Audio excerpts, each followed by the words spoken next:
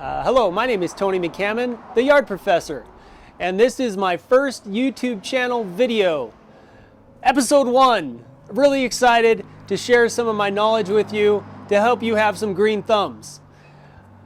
F is for fall and also for fertilizer, and I wanted to talk about fall fertilizations today. So let's get started. As you could probably see, there are a lot of trees down here in southern Utah that have not started to even turn colors, let alone start to drop.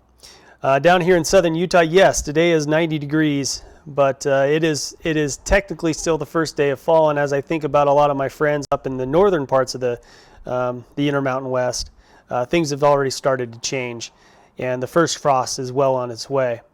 Fall's cooler temperatures allow some plants to recover from summer stresses and even will push out some of this new growth that you see in these pictures. Most plants in the fall are sending a lot of sugars down to the root systems, and those root systems continue to grow all the way through the winter. Well, at least until the ground freezes. Down here in the south, they'll grow all the way through the winter. Up north, when the ground actually freezes, the roots will stop growing at that point.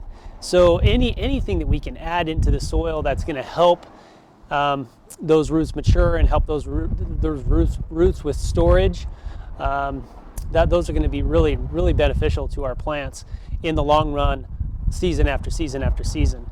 The 3 numbers on your fertilizer bags represent different macronutrients in the mix. For example, this first number is nitrogen.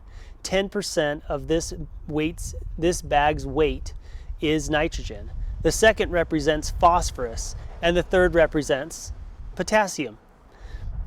Green plants, well, that's where our nitrogen comes into play. So nitrogen is used by plants to create shoot growth and green chlorophyll necessary for proper photosynthesis.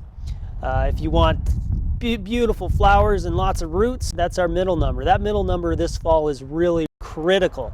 Phosphorus increases blooming, rooting, there's that word again, rooting, and fruiting, which makes it the most important nutrient for fall applications. If you have fruit trees, get the phosphorus in now, so as soon as those roots start to wake up in the spring, they know where they can find it.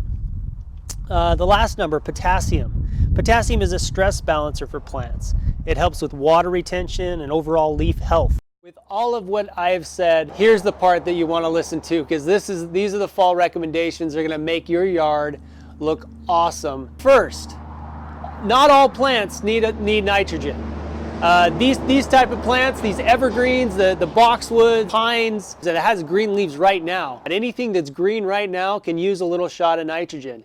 Anything that's losing its leaves doesn't need nitrogen. Anything losing its leaves at this point, if you add nitrogen, it's going to add this succulent growth. That stuff's going to be very, very susceptible to dying out, to dying back. You're going to get a lot of tip die back this winter. So hold off on any nitrogen onto those plants that are already into the fall cycle.